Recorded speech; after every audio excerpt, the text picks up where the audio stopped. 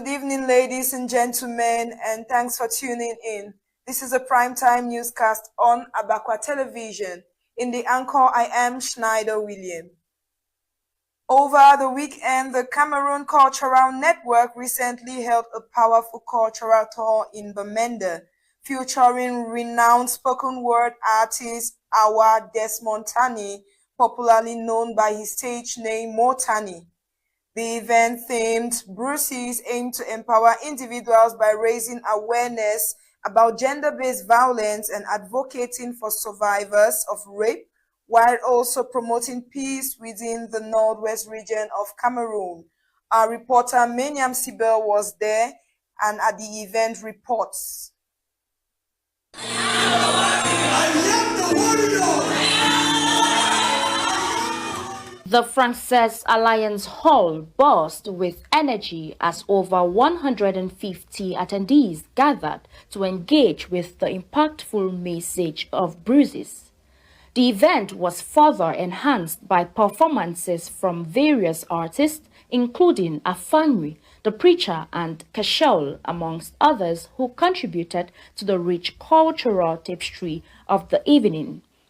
Mottanni, selected for the spoken word segment of the tour, has already visited 2 other regions, making Bamenda the 3rd stop in this initiative. Because Bamenda is where I started. Bamenda is where I was fed. So it's time to bring it to where I was fed. I'm continuing being fed to grow and go wherever I have to go. So wherever I go, I must come back home. The Bruises tour seeks to combat gender-based violence and instill hope among survivors, highlighting that such violence can indeed be overcome. This is a Bruises tour which is about gender-based violence. I want to go back knowing that gender-based violence is something we can fight and we can defeat. That's one thing I want them to know. So and then I want victims of rape and all that to understand that the fact that you've been raped does not mean your life has ended. You can still bounce back and you can still do great despite that. Mr. Tafo Akekem Chuan, lecturer in the Performing and Visual Arts Department in the University of Bamenda, praised the CCN's initiative. It's a really beautiful initiative, taking artists and actually liaising the artists with the different cultural spaces around the country. I'm actually pleasantly surprised by the turnout today. Why do I say pleasantly surprised? Because the last CCN artist who was here, we didn't have this huge turnout as we're having today. We have over 100 and something people in the hall, and we still have people outside actually who do not have seats yet.